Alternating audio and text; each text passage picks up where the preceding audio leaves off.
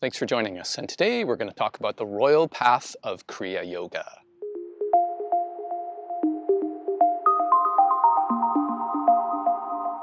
So Raja Yoga is explained in the Bhagavad Gita, factors very strongly in Kriya Yoga. And in the Bhagavad Gita, Raja Yoga is the royal path of meditation and mental discipline leading to realization and oneness with the divine. Raja Yoga focuses on stilling and controlling the senses and the mind so that one is able to perceive the Atman, the true self, and its connection with the divine. And there have been some Kriya Yoga teachers that have claimed that Kriya Yoga is the Raja Yoga that is referenced in the Bhagavad Gita. In his commentary on chapter 6, verse 47 of the Bhagavad Gita, Yogananda writes, Raja Yoga, specifically Kriya Yoga, is the quintessence of all yoga paths, and the path especially favored by royal sages and great yogis in ancient India.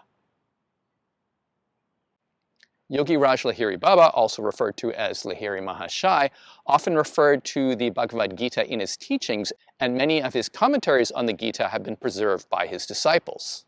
To help us understand Kriya Yoga, let us look at the philosophical underpinnings of the Bhagavad Gita. The Bhagavad Gita focuses on achieving liberation, moksha, through a synthesis of action, karma yoga, knowledge, jnana yoga, and devotion, bhakti yoga. It also involves performing one's duties without attachment and understanding the true nature of the self, Atman, and cultivating a devotional approach to the divine. A key component of the philosophical outlook in the Bhagavad Gita is sakshi, the witness or observing consciousness. This is a state of being aware, yet being detached from one's thoughts, emotions, and actions. And this witness consciousness is not a process of thinking or analyzing, but rather is a passive observation. The witness consciousness in the Bhagavad Gita has its philosophical roots in Sankhya philosophy and as well in the Yoga Sutras of Patanjali. In Sankhya, Purusha is the eternal unchanging witness consciousness that is distinct from Prakriti, which is nature or manifestation. In Sankhya, Purusha remains unaffected by the continuously changing nature of Prakriti. In Patanjali's Yoga Sutras, Purusha is considered the unchanging eternal consciousness which observes the mind's activities, Prakriti, without being affected by them. And Patanjali's Yoga Sutras aim to help one realize that one is not the mind, Prakriti, but is the pure awareness, the Purusha. And the 8 limbs of yoga as articulated in Patanjali's Yoga Sutras, yama, niyama, asana, pranayama, pratyahara, dharana, dhyan, and samadhi, provide a means to quiet the mind and cultivate the awareness of Purusha. By progressively stilling the fluctuations of the mind, vrittis, one can progressively realize the true nature of the self as the witness. And the ultimate goal of yoga, according to Patanjali, is kaivalya, which is the separation between Purusha and Prakriti.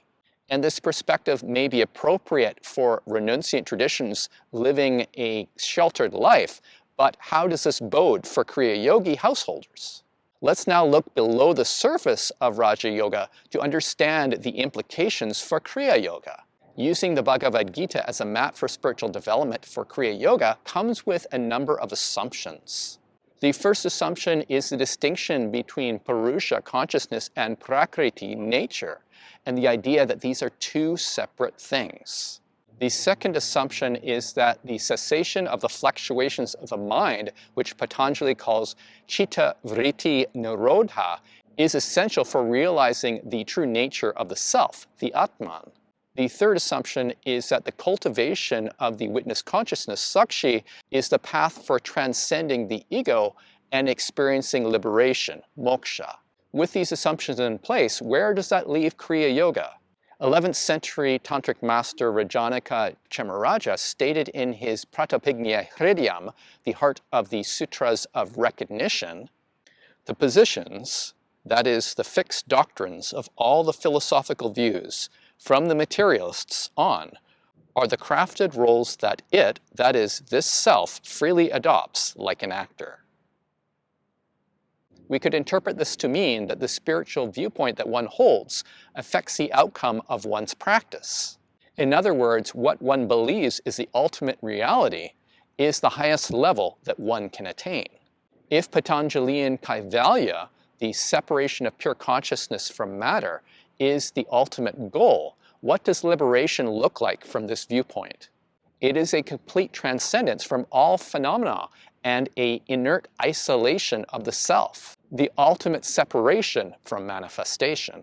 This dualistic viewpoint has a tendency to lead to a passive and inactive approach to life. Purusha, as the passive observer, renounces its agency and action. For the spiritual aspirant, this can be a form of spiritual bypassing, where one disparages one's everyday experiences as unspiritual or worldly and avoids dealing with them. And spiritual bypassing can have a number of undesirable consequences, such as the inability to deal with painful experiences of the past, breakdown of communication and relationships, creation of a superficial spiritual identity, experiencing shame about challenging emotions, and social isolation. And so this is not a sustainable recipe for liberation. In contrast to dualistic approaches to Kriya Yoga that may have problems related to spiritual bypassing, one can also practice Kriya Yoga from a non-dual perspective. And non-dualism is the philosophical concept that everything is ultimately one, and that there is no separation from self and other. And the Upanishads are considered to be the foundational texts for non-dual thought. Non-dualism, or Advaita, meaning not two, is a core philosophical concept that is often associated with Adi Shankaracharya, who was the 8th century founder of the Swami order and proponent of Advaita Vedanta. And Advaita Vedanta posits that the ultimate reality is Brahman, and that the individualized self, the Atman, is inseparable from Brahman. But the perception of separation between the Atman and Brahman is an illusion, Maya. In this view, suffering arises from ignorance, avidya, of one's unity with Brahman.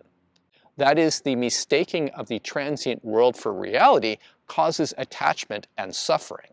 Furthermore, Brahman is understood as static, without attributes, nirguna, and without Shakti, dynamic energy or creative power.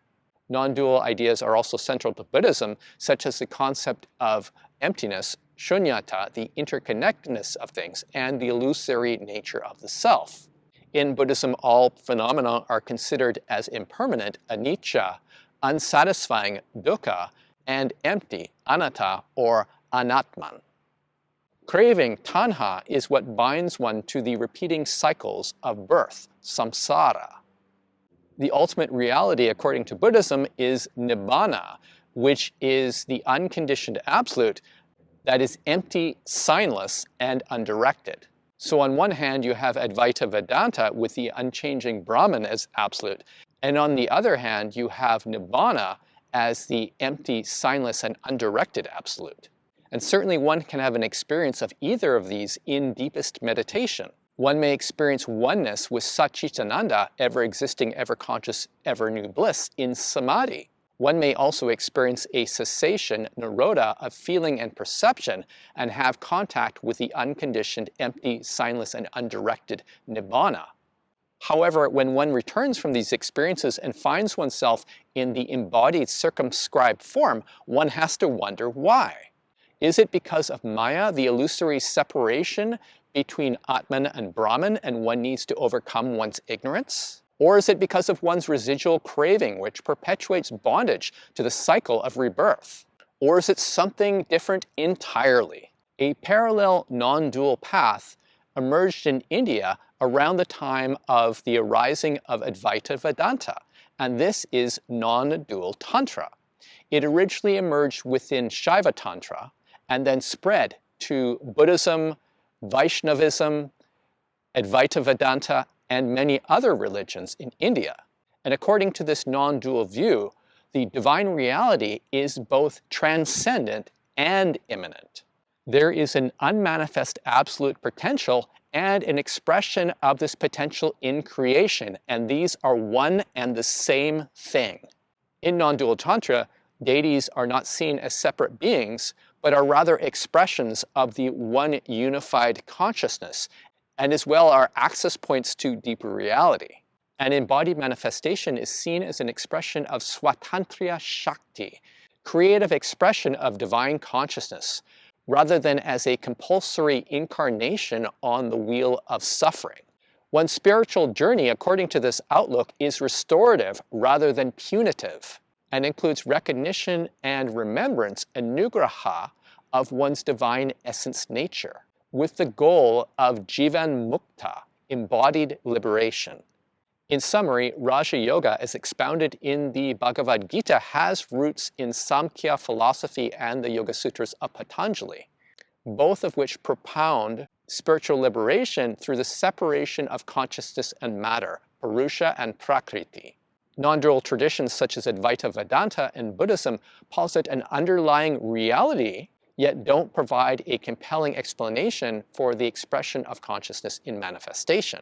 Tantra provides an alternative non-dual approach to realization that embraces life's experiences as a means to realization and is an empowering perspective for Kriya Yoga. So if you have any questions about this video, feel free to send me an email at info@modernkriya.com. Also check our website at modernkriya.com and our YouTube channel. So thanks for joining us, and we will see you next time.